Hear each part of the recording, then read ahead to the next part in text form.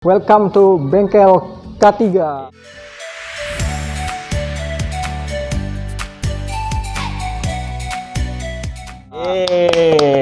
Bengkel K3. Bang, ketemu lagi nih kita. Ya. Sore kayak gini nih, enak nih suasananya. Ya. Uh, Hari ini hari apa sih? hari Jumat kebetulan. Hari Jumat, Tanggalnya tanggal berapa? Saya lupa lagi. tanggal 3 ya. Tanggal 3 Februari. Ya, 3 Februari. Nah, kita ketemu lagi di segmen lo tanya, gua jawab. Lo tanya gue jawab. Nah. Oke, good. Bang, langsung aja nih Bang ya. Boleh. Kemarin kan sempat ada viral tuh Hmm. kasus kecelakaan lalu lintas. Ya. Nah, ada orang yang ketabrak dor. Nah, gitulah intinya kayak gitu ya. Betul. Itu tembak tuh mah. Iya, itu tembak ya. Pokoknya kecelakaan. Iya. Nah, saya sempat bingung nih Bang. Nah, soalnya kan di media itu diberitakan keduanya dijadikan tersangka. Keduanya. Nah, ya, kalau nggak salah ya. Itunya yang ditabrak kayaknya. Oh, yang ditabrak berarti salah ini berarti. yang mahasiswa UI kan? Iya, betul. Iya itu. Yang ditabrak jadi tersangka. Nah, iya benar-benar. Iya, nah, iya. Nah, terus dari sudut pandang Bang Fauzan ya sebagai praktisi K3. Kenapa sih Bang hal itu bisa kejadian gitu? Nah, oke. Berarti kalau kita jawab ya, kita batasi dulu ya Bang Febri ya, Mas Febri ya. Jadi kita bahas berdasarkan keilmuan K3 aja gitu ya. Nggak bahas masalah hukum ya. Iya, saya bukan orang hukum. Saya juga bukan orang hukum. Nanti kena hukum bukan kena hukum lagi. Iya, Kita batasi di keahlian K3 ya. Kenapa? Ini kan booming kalau tidak salah karena sudah meninggal ya tersangka gitu. Nah, ya itu kasihan banget. Kalau itu tuh ranah hukum sebenarnya. Tapi yang kita bahas hari ini adalah bagaimana sih dari sudut pandang K3 ya terhadap masalah keselamatan ini. Iya, betul. Itu kan maksudnya? Ya. Bener ya? Benar. Masalah ya. Oke. Benar. Pemirsa, teman-teman Bengkel K3 ya. Jadi kalau bicara berkendara itu sebenarnya bicara mengenai hal yang sangat serius. Kenapa bisa serius tuh Bang? Iya, karena sebenarnya kalau kita lebih dalami lagi bahwa kendaraan yang kita gunakan mau motor mau mobil itu adalah bisa menjadi senjata pembunuh. Bisa membuat orang meninggal kan? Oh iya benar. Apalagi kalau kemarin kasusnya meninggal kan? Iya. Nah, ini masih menjadi masih menjadi hal yang tidak disadari oleh semua orang. Dianggap bahwa kendaraan itu ya biasa aja. Ya, betul ya? Betul. Bahkan orang sekarang mungkin karena ekonominya makin baik, anaknya SMP pun diberi kasih motor. Benar, banyak banget anak-anak kecil nih yang boncengan bertiga, nggak pakai helm lagi. Pokoknya dianggap mainan saja. Iya, ugal-ugalan di jalan. Nah, itu tuh menengah, mungkin yang strata menengah ya. Iya. Kalau yang di atas itu mungkin kasih mobil. Iya, kasih mobil aja deh. Karena mungkin saking kayanya gitu ya. Sama semua difasilitasin anaknya gitu. Karena sayang juga mungkin ya nama orang tua ya. Nah, rasa kasih sayangnya gitu. Jadi menunjukkan rasa kasih sayangnya itu dengan memberikan ya tadi tuh sebenarnya bukan mainan, itu adalah menjadi senjata pembunuh seperti itu. Dan mungkin ini jadi perhatian kita semuanya ya rekan-rekan sekalian bahwa mobil itu bukan untuk main-main.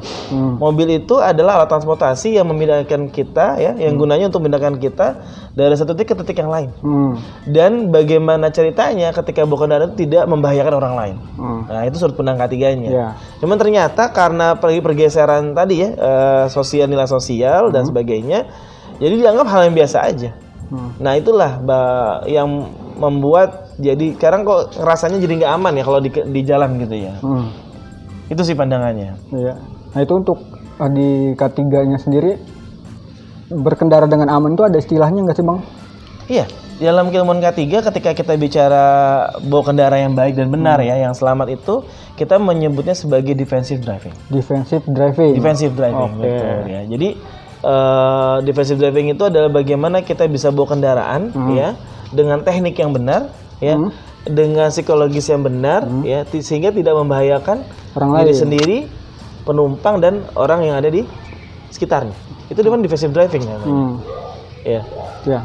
Kenapa harus ada defensive driving? Padahal kan orang awam ya nyetir sampai tujuan dengan selamat udah selesai Bang. Kenapa harus ada defensive driving? Iya.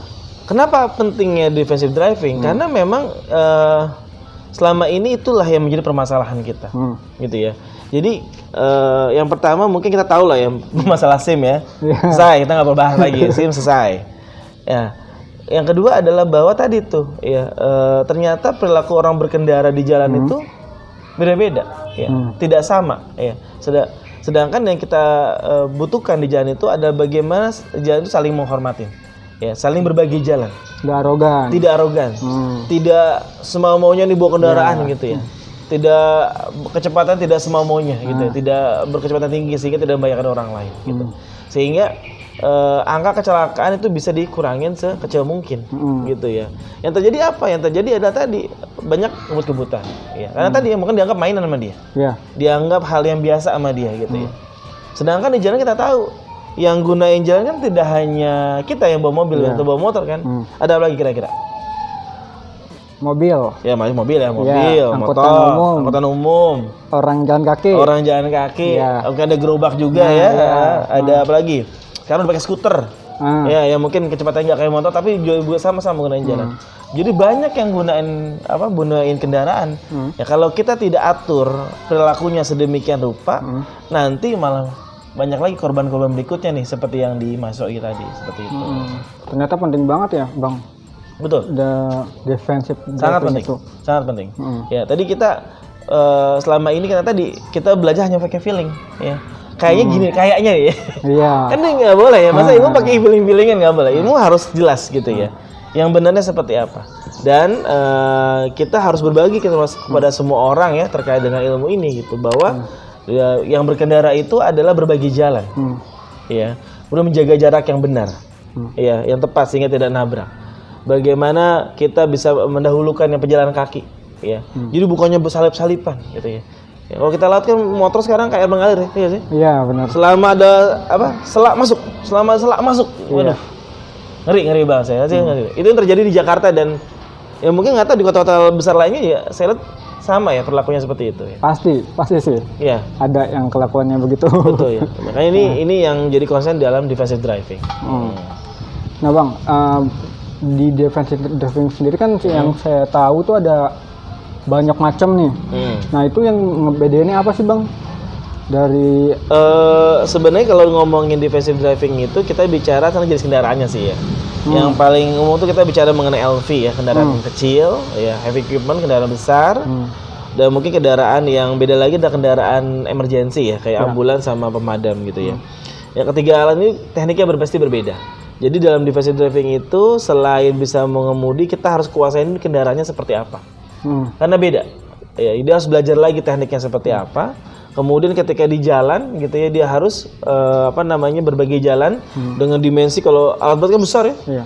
Lebarnya lebar banget, panjangnya panjang banget. Kalau tergandeng kan panjang banget ya. Jadi tekniknya juga berbeda. Ya. Kemudian psikologisnya juga dibangun, nggak boleh orang bawa kendaraan dalam keadaan marah-marah, dalam keadaan emosi, karena pasti bawanya mau nabrakin orang aja. Bayangin ya, macet kesel, nggak sampai, akhirnya kesel tabrakin aja, saking keselnya, atau mungkin ada masalah lainnya. Nah itu nggak boleh. Dalam defensive driving kita atur orang, bagaimana kalau merah jangan bawa kendaraan, ganti mau yang lain. Entah ganti istrinya, ganti anaknya yang bawa kendaraan gitu, atau orang lain yang bisa. Jadi jangan sampai orang yang memang lagi marah, lagi emosian itu bawa kendaraan. Itu sama aja bunuh diri kalau kayak gitu. Nah Bang, tadi kan kita nyinggung soal kendaraannya. Ada perawatan khusus nggak Bang kalau misalkan kendaraan tuh minimal berapa bulan sekali diceknya, apa aja yang diceknya? Kendaraan itu pada prinsipnya kalau kita mau pakai berarti kita periksa dulu ya. Jadi kendaraan yang kita gunain itu yang benar adalah kita periksa oleh diri kita sendiri. Ya, kalau nggak tahu belajar makanya, ya belajar. Jadi jangan sama orang lain. Jadi kita lebih tahu profil kendaraan kita, profil kendaraan kita sendiri yang kita mau gunain. Nah, apa saja yang periksa? Yang paling pertama pasti adalah ruang mesinnya. Ruang mesin kita periksa. Kemudian kaki-kakinya kita periksa. Ya. Kemudian bannya kita periksa. Ya lampu-lampunya termasuk ya. Ya karena lampu-lampu itu adalah komunikasi kita dengan orang lain. Jadi harus semua berfungsi. Jadi kalau ada yang rusak segera perbaikin dulu. Baru kita mungkin kalau perjalanan dulu baru kita jalan. Kayak gitu Febri. Gitu. Nah, Bang, soal keadaan psikologis tadi. Cara kita bisa menentukan saya siap nih buat berkendara. Itu gimana caranya, Bang? Oke. Ketika kita dalam marah, tadi kan kita sampaikan bahwa standarnya ketika mau jangan bawa kendaraan. Jangan. Iya. Ya, yang pertama yang kita lihat adalah kalau memang anggota keluarga kita lihat orang tua kita lagi marah, sampaikan mah jangan papa yang bawa kendaraan gitu. Anaknya aja yang bawa. Kenapa? Kan papa lagi marah, lagi nggak bagus moodnya. Ya, ya itu menentukan sekali keberhasilan. Kalau dalam kantor gimana? Kalau kantor kita lihat teman kita sedang tidak baik moodnya, ya minta ganti saja, minta ganti orang aja. Saya aja yang bawa misalkan yang lebih aman. Ya, itu melihat bagi trik yang mudah ya. Bagaimana kita bisa mengeliminasi atau mengurangi resiko tabrakan karena tadi psikologisnya lagi tidak stabil. Seperti itu. Nah, Bang, terakhir nih, Bang. Ya. Ada tips nggak dari Abang gimana caranya buat kita bisa menentukan rasa menciptakan rasa aman dan nyaman dalam berkendara? Oke. Yang pasti ya teman-teman sekalian bahwa kita berkendara itu yang harus sehat, yang harus fit itu pertama pengemudinya. Kalau kita pengemudi orang ya, supirnya. Kalau kita bawa kendaraan kita harus pastikan sehat dulu. Ya. Karena kalau kita ada sehat ya, minum obat tertentu bikin ngantuk itu membahayakan. Yang kedua adalah tipsnya bagaimana mobilnya dalam keadaan sehat. Ya, jadi orangnya sehat, mobilnya juga sehat ya. Karena mungkin kita mau perjalanan jauh ya. Ya, susah nyari bengkelnya segala macamnya. Fit nggak di kendaraan? Kalau fit yuk kita jalan jauh, kalau tidak jangan ya. Yang berikutnya adalah tadi tuh bahwa kita menggunakan saling berbagi jalan, ya, saling berbagi jalan ya. Kita atur berkendara kita jangan terus-terusan ya. Mungkin 3 jam sekali berhenti. Ya, ada gitu ya, ada teorinya bahwa 3 jam capek. Badan kita capek, mobil juga capek. Jadi kita harus istirahat juga ya. Ya, jadi jangan terus-terusan gitu. Mobil kan juga ada keterbatasan, supirnya juga ada keterbatasan. Kita atur yang sehatnya seperti apa, baik buat kita maupun baik mobilnya. Seperti itu. Perhatikan rambu-rambu gitu ya. Ini sering juga ya orang kadang-kadang nggak lihat warna ya. Nggak tahu butuh warna apa nggak. Pokoknya mau warna apa lewat aja gitu. Benar. Perhatikan rambu-rambu, perhatikan lampu lalu lintas ya. Karena itu adalah aturannya biar aman juga ya. Dan baca doa tentunya ya. Baca doa sebelum berangkat sehingga sampai juga selamat gitu. Jadi gitu teman-teman tipsnya ya. Gimana caranya kita harus bisa menciptakan rasa aman dan nyaman dalam berkendara. Betul. Jadinya nanti pas kita berkendara pun nggak cuma saling cepet-cepetan aja nih ya Bang ya. Iya, tapi berbagi jalan. Berbagi jalan. Jangan arogan juga. Jangan arogan. Iya. Atur jarak yang aman saat berkendara. Gitu. Insya Allah nggak tabrak. Nah Bang, kayaknya udah sore banget. Udah sore. Iya deh, udah capek ya. Sebenarnya pengen nanya banyak sebenarnya. Nanti kita buat sesi lain ya. Iya kita. Ya. Oke teman-teman, buat teman-teman yang pengen tanya-tanya seputar ketiga, boleh aja langsung komen di bawah. Nanti ada pertanyaan yang paling menarik kita bakal bahas ya Bang ya bareng-bareng. Boleh, nanti kita angkat ya dalam tadi apa? Dalam segmen lo jawab. Salah. Lo tanya gue jawab. Saya lupa ini. Gak apa-apa. Oke teman-teman, cukup sekian. Gue Febri dan Bang Ojan. Pamit undur diri. Dadah. Sampai ketemu di video selanjutnya. Terima kasih.